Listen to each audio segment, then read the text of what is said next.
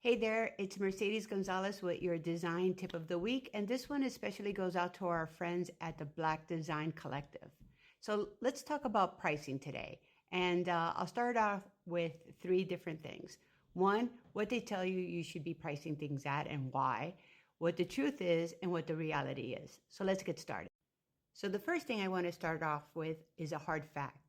Nobody cares what it costs you to make. They only care about what it's costing them to buy it. The things I say, I don't mean to hurt you with, but they are realities of the business. And I have been a buyer for over 30 years, and I'm telling you, I've heard it all. Designers will come to me and say it's X number of dollars, and they're way, way out of price of what my expectations for that garment is. And then they try to justify it by telling me that they're a small company, they're just starting out, they're buying their fabrics, retail practically, they don't have economy of scale. And I have to tell you the harsh truth about that. Nobody cares. I don't care. Buyers don't care. So you have to be very sensitive when it comes to your store. And trust me, I have heard some really great stories. And it doesn't matter if your fabric is very specialized or very expensive, or I love this. This is the example I use. It's a little exaggerated, but that it's hand woven by Tibetan monks when the moon is full from some ancient goat. That's actually a real fabric. But it doesn't matter because if it's not price competitive, it's not sellable. So what is price competitive? You have to do your homework. You have to know, and this is an industry term, who you hang with. And that means if I, as a retailer, have other brands in my store, where would the placement be? Would you be in the sports area? Would you be in the evening wear area? And who are you compatible to? And I know a lot of designers starting out don't like to say that they are compatible to anybody. They're unique and different. And anytime a designer or a new brand starts with those words, to me, it means unsellable. It's so crazy and avant-garde that it probably doesn't have a retailable market share. It might have an online, and that's a whole different conversation that I am not encouraging anybody to do, but it might have a very specific market that not necessarily is retail friendly. So traditionally in school and in many workplaces, they'll tell you that the retail markup should be keystone, which means you double the cost price, the wholesale price, and you add your shipping, which is usually about 8%, and that's your keystone. I'm going to tell you, as a retailer, if that's how you're pricing things, you will completely go out of business. As a brand, if you're not marking at least 3 times from your cost to your wholesale price, you will go out of business. And I know that it's really delicate and why you have to do your price study. And sometimes you actually price yourself out of the market, which means you have to move on or you have to figure out something else. But let me regress for a second. When you're doing your price study, let's just say, let's take a t-shirt that's $100, right? We already know that the retailer typically is looking for a keystone markup or 50%. So we take that number and we divide it by 2.5, not 50%, not keystone, but you're giving the brand or the retailer a little extra margin that gives you that competitive edge. So 2.5. We divide that and we get what would be the wholesale number. So $100 divided by 2.5 equals 40 bucks.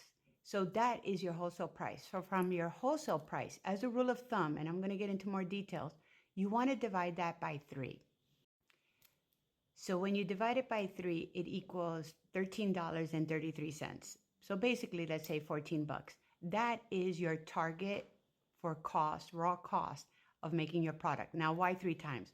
One is for cost of goods, of making the materials and putting it all together.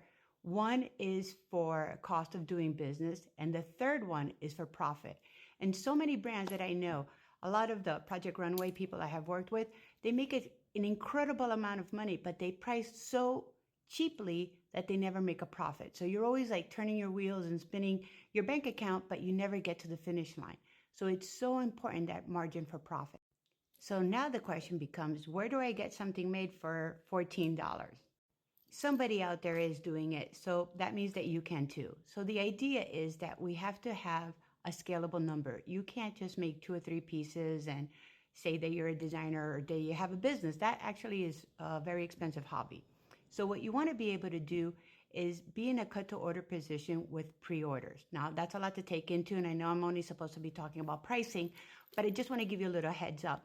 The idea is that if you go to a factory and you say, I need this made for, I would start with like a lower number than what you actually need, like $12. And then you're going to do a little negotiation and it's going to go back and forth. And you're going to get to the price that you know you can afford, which is 14. So ideally, you want to make at least 100 units. And before you get all overwhelmed and say, how am I going to sell 100 units? That's a lot of inventory. You're right. If you're thinking of going direct to consumer, you're not going to do it. But if you start really targeting the retailers, the boutiques, the specialty stores that meet your price point, that have those brands that you did your comp shopping with, you will be able to go into wholesale. And usually a buyer will buy 6 months, maybe even 8 months in advance. That's a whole different conversation, but that's usually how the season works. So right now we're in August. We're in the beginning of spring market for 2025. So you have August, September, October, November, maybe up to November. That's 4 months to peddle your sample out there and get the orders. And the brilliant part is because you're marking up 3 times, you only need to sell 33 of these t-shirts in order to be in a break-even position with positive cash flow. Oh man, I'm getting a little emotional about this. You guys can really do this. It's so tangible and it's such a great time to really be in this industry. Despite everything that you're hearing out there, boutique business at retail is thriving. They're just out of control. And I think that that was a big push since the pandemic. So now we have the basic math. Now we have to take into consideration a couple of other variables. One, the target consumer, what their values are, what they're willing to pay for something.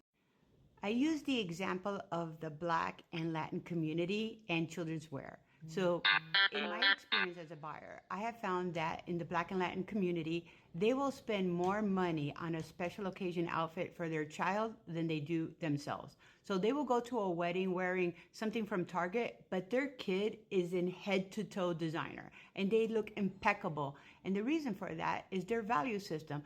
I'm a good mom because my kid looks incredible.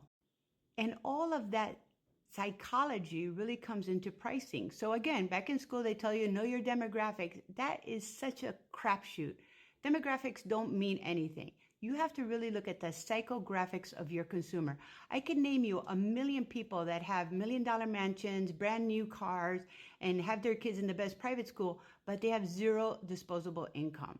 So really, really look at the value system and the psychographics versus the demographics. Then we have perception of value. And my favorite example is this. You take 2 shirts, right? One's made out of silk, one's made out of polyester. One's made in Italy, the other one's made in China. Right away, the Chinese polyester blouse is, inferior. It's garbage, basically, right? And then you take the silk made in Italy, right? So old world craftsmanship. I'll translate that for you. Silk is a horrible fabric. You have to dry clean it. It's not good for the environment. It's not sustainable. If you wear it on a humid day, you literally stink and want to kill somebody with it.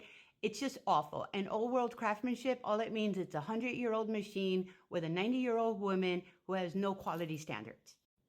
Now you take that polyester blouse that is machine washable, lasts forever, is not biodegradable, and that necessarily is not a bad thing. And we'll talk about that in another video. But the idea is that the Chinese can make 1 piece or 1 million pieces and the quality is always going to be the same. So you have to be able to break or understand the rules of price perception and value perception. And the next one is what we call price resistance. This one is a little harder to explain because you have to really get into the head of your consumer. So imagine yourself, you wake up one day and you say, I need a new sweater, right? Because winter is coming. And you go to the store, you go to Anthropologie, you look around, you see a couple of sweaters, you pick one up, you love it. And then you look at the price and all of a sudden you have sticker shock. Then you start looking for the perception. Where is it made? Is it handmade? Is it artisanal? And you try to add value in your own head. That is consumer price resistance. I didn't wake up and say, I want to spend $19.99 on a sweater. It's just a perception that's already ingrained in my brain. So I hope this hasn't confused you. And here is your bottom line and the truth to everything I have just said. Charge as much as you possibly can because you cannot mark up, but you can always mark down. Thank you for listening, and I hope this was helpful. Mwah. Bye.